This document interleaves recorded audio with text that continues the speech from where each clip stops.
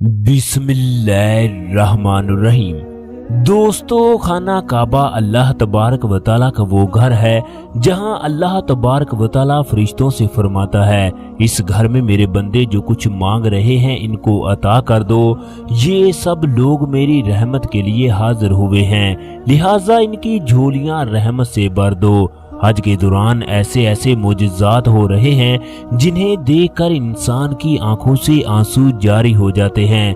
खाना काबा वो जगह है जो मोजज़ात का गढ़ है। लोग आज भी इस जगह अल्लाह रब्बुल इज़्ज़त की कुदरत के करिश्मे अपनी आंखों से देखते हैं।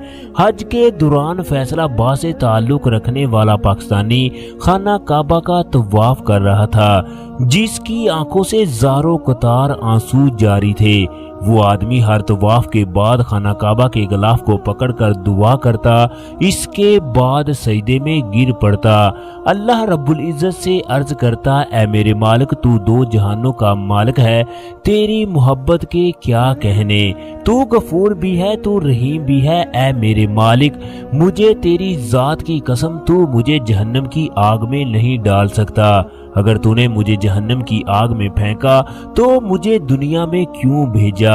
मुझे इस बात का पता है तू मुझसे इंतहाई मोहब्बत करता है, तेरी मोहब्बत तेरे गजब पर गालिब है। दोस्तों, इस आदमी के पास एक शख्स खड़े होकर इसकी तमाम गुफ्तगू सुन रहा था। ये पाकिस्तानी फैसलाबाद का एक अमीर तरीन कारोबारी सेठ था, लिहाजा सेठ ने उस आदमी का पीछा करना शुरू कर दिया। ये सेठ पीछा करते करते उसके होटल तक पहुंच गया। उसके कमरे में जाकर उससे पूछने लगा, ऐ मेरे मुसलमान भाई, मुझे तहकीक करने का इंतहाई शौक है, लिहाजा मैं आपसे एक बात पूछने के लिए आया हूँ। अल्लाह रब्बुल इज़्ज़त ने मुझे 11 हज करवाए।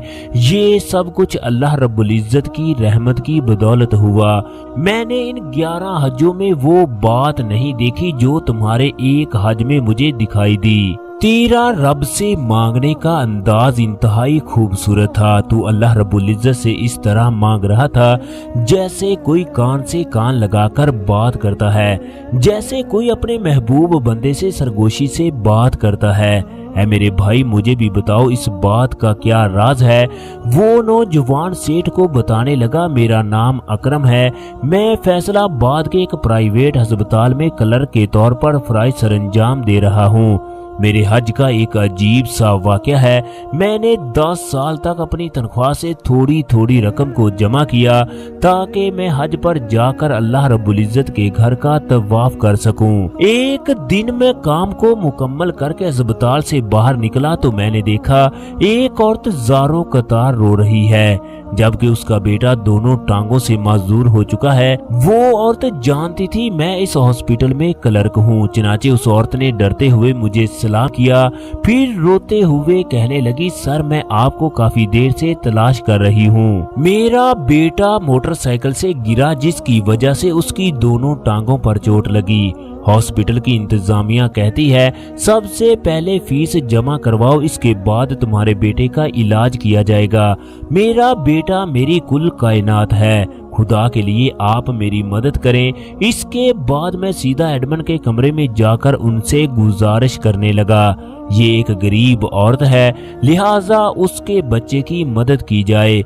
एडमन को इस बात का पता चल चुका था कि मैं किस औरत की बात कर रहा हूँ। एडमन ने सीधा सीधा कह दिया, मैं इस हवाले से कुछ नहीं कर सकता। इसके बाद मैं हॉस्पिटल के HR के पास गया। वो गुस्से से मुझे कहने लगा, अकरम साहब, ये प्राइवेट हॉस्पिटल है, कोई खैराती इदारा नहीं है। इस जगह वही इलाज करवा सकता है जिसके पास पैसा हो, वो अखराजात उठाने की हिम्मत रखता हो। इसके बाद मैं अस्पताल के एक कमरे में बैठकर सोचने लगा अब क्या किया जाए, उस औरत की कैसे मदद की जाए।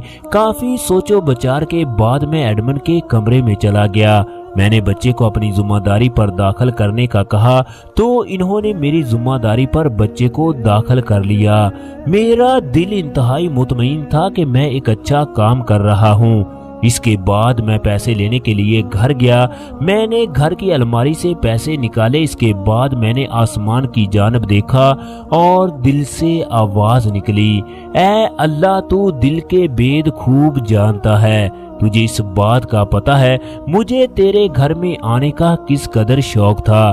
ایک طرف بچے کی زندگی کا سوال ہے جبکہ دوسری طرف تیرے گھر کا دیدار ہے۔ اے میرے رب، میں مجبور ہوں، بے بس ہوں، مگر تو بے نیاز ہے۔ اگر میں حج پر نہ جا سکا تو بھی مجھے اپنی رحمت سے محروم نہ کرنا۔ میں اس کے بعد ہاسپٹل کی ریسیپشن پر گیا، بچے کے 1 مہینے کے تمام اخراجات ادا کر دیے۔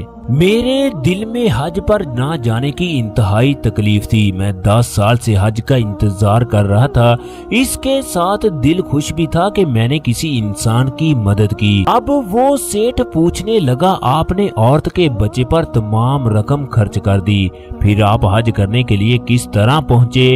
وہ کہنے لگا، اس کے بعد میں گھر میں آ کر کمرے میں لیٹ کر بیت اللہ کے بارے میں سوچنے لگا۔ میں نے کئی دفعہ خیالی طور پر بیت اللہ کا طواف کیا، حج کے تمام مناسک میری آنکھوں کے سامنے تھے۔ اس کے بعد میں نیند کی آغوش میں چلا گیا۔ میں نے خواب میں دیکھا کہ میں بیت اللہ کا طواف کر رہا ہوں، جبکہ وہاں پر موجود لوگ میرا نام لے کر مجھے حج کی قبولیت کی دعائیں دے رہے ہیں۔ اے اکرم، تیرا حج قبول ہو گیا، ہمارے حج کی بھی قبولیت کی دعا کر دو۔ اسی دوران فون کی گھنٹی بجی، میں نے کال ریسیو کی تو ہسپتال کا ایڈمن کہہ رہا تھا، ہسپتال کا مالک ہر سال بیوی کے ساتھ حج پر جاتا ہے، اس دفعہ اس کی بیوی اچانک بیمار ہو گئی، لہٰذا ہم نے آپ کو اس کے ساتھ بھیجنے کا فیصلہ کر لیا ہے۔ میں نے شکرانے کے نفل ادا کیے کہ اللہ تبارک و تعالی نے مجھے اپنے گھر میں بلانے کا فیصلہ کر لیا۔ جب ہم حج پر پہنچے تو میں نے اپنے مالک کی خوب خدمت کی، وہ مجھ سے انتہائی متاثر ہوا۔ جب میں نے اسے حج پر آنے کا سارا واقعہ بیان کیا تو اس کی آنکھوں سے آنسو جاری ہو گئے۔ مالک نے مکہ مکرمہ سے ہسپتال کے ایڈمن کو کال کی، اس بچے کا تمام علاج فری کیا جائے، اس کا پورا خیال رکھا جائے۔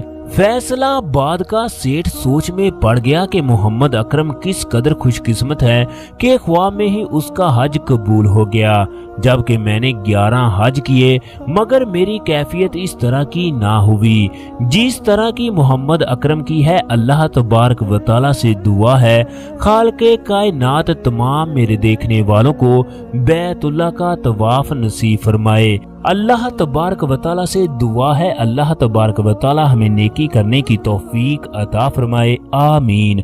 دوستو، آپ لوگ بھی کمنٹ باکس میں آمین ضرور لکھ دیجئے گا۔ اگر آج کی ہماری ویڈیو پسند آئے تو لائک اور شیئر کیجئے گا، اس کے ساتھ ساتھ چینل کو سبسکرائب کرنا مت بھولیے گا۔ شکریہ۔